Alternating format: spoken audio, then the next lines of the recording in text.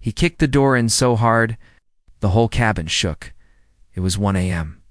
I'd just barely closed my eyes after a long day fixing the generator when I heard the wood crack and my son scream from the other room. I bolted up barefoot, half-dazed, just in time to see a man in a fake uniform step into our living room with a flashlight and a plastic badge hanging from his neck. "You're trespassing," he barked, waving a clipboard like it was a weapon. "This is HOA property." Oh. "Illegally occupying." I blinked. "What the hell are you talking about? We bought this land last year, free and clear. There's no HOA out here." He stepped closer, breathing hard, like he was trying to scare someone. Maybe he thought we were just some helpless backwoods family. But he didn't know who he was dealing with. Behind me, my son, 13 years old, but raised to be sharp, stood at the hallway entrance with my old deer rifle locked in tight against his shoulder. His hands weren't even shaking. "Back away from my dad," he said, calm as stone. Now, the man froze. His flashlight trembled a little. He looked at the boy, then at the gun, and muttered, "You wouldn't dare." There was a long silence, just wind howling outside and the sound of snow melting through the broken door. I didn't say a word. The fake cop backed off 2 steps, then turned and ran without another threat. But it wasn't over. Because when I called the local sheriff to report a break-in, he sighed like he already knew. "Is his badge number 2917? The sheriff asked quietly. "Yeah," I said. "How'd you know?" He paused. Then came the answer I didn't expect, because this isn't the first time he's done this. I think you're the first one who didn't let him get away with it. By the time the sheriff's truck pulled up, the sky was starting to pale, that dull gray before sunrise that makes everything look like a ghost. My son was still awake, sitting on the couch with the rifle across his lap, eyes glued to the broken door like he expected that man to come back. The sheriff stepped in without waiting for an invite. He didn't need one. He looked around, shattered frame, boot prints in the snow, the old badge the guy had dropped in his panic. He knelt down, picked it up, and gave a quiet whistle. Yep, same fake badge, same guy. Been pretending to be HOA security for months now, I frowned. But there is no HOA here. We're unincorporated land. We made sure before we even bought the cabin. The sheriff stood up slowly, so it makes it worse. He's not just lying, he's targeting folks who can't afford to fight back. Families, veterans, immigrants. He flashes this badge, slaps a fake fine on their cabin door, threatens eviction, and half of them leave, out of fear. Stomach tightened. How is he still walking free? The sheriff looked away, because the real HOA board, the one that dissolved years ago, still has friends in county offices.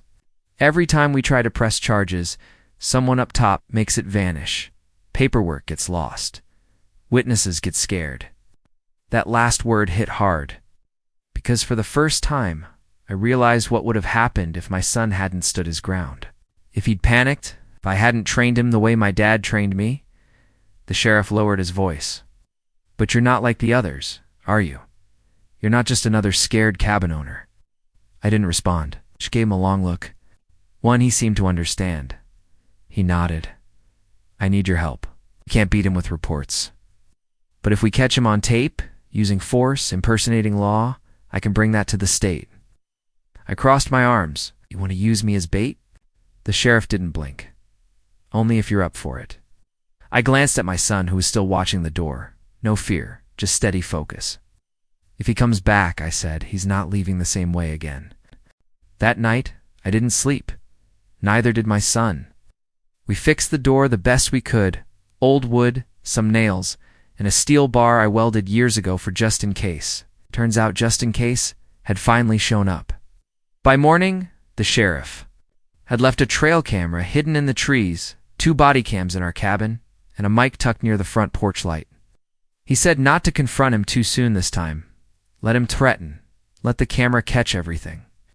Then they'd swoop in. But deep down, I knew this guy wouldn't wait long.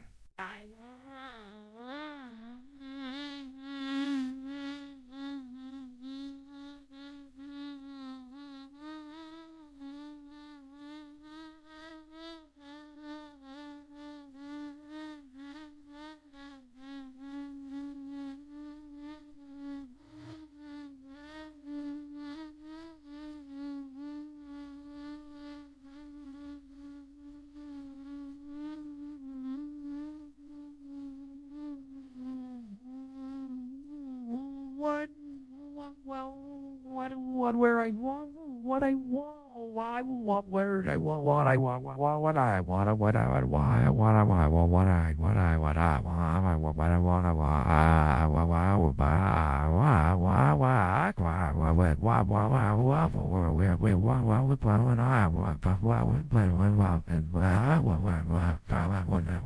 I want, No knock, no flashlight.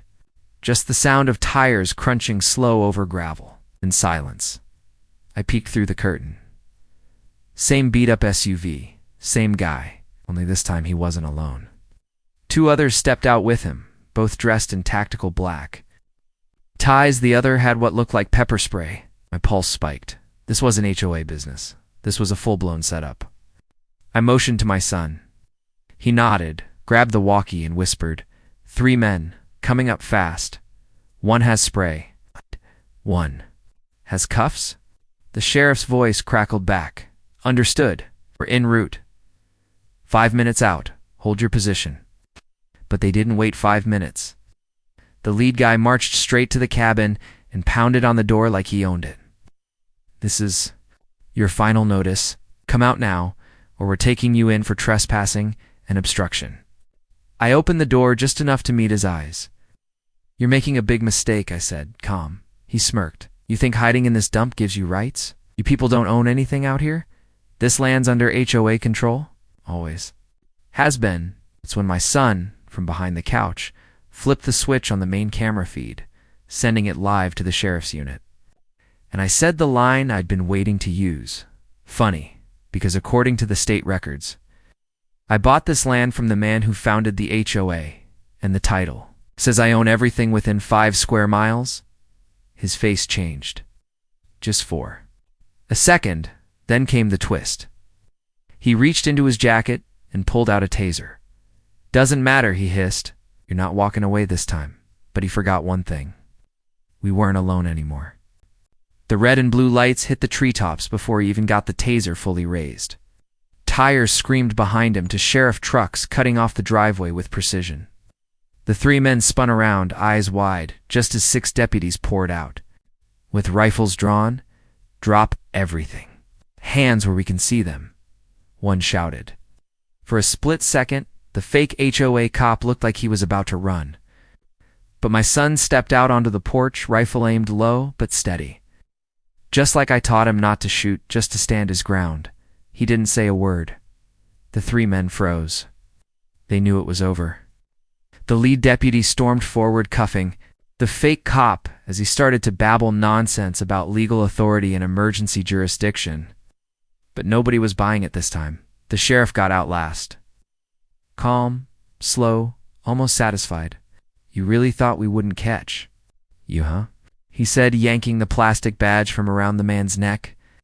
"You've been running this scam across 3 counties, pretending to be law, intimidating families, evicting people with threats and forged papers." The man sneered.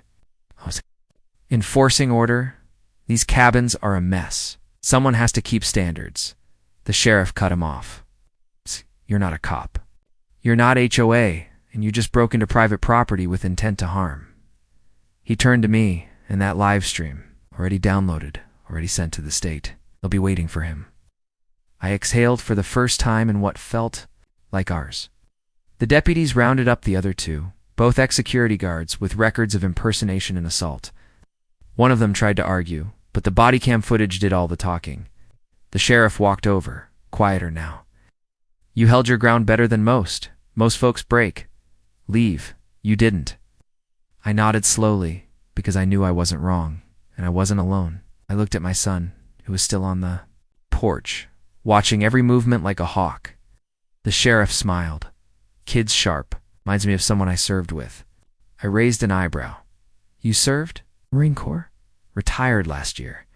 That's why this mess didn't sit right with me." He reached into his coat and handed me a folded piece of paper, a court order, signed by the county judge. Declared every HOA document posted in this area as fraudulent. "These guys messed with the wrong family," he said. "But thanks to you, they won't mess with anyone else again."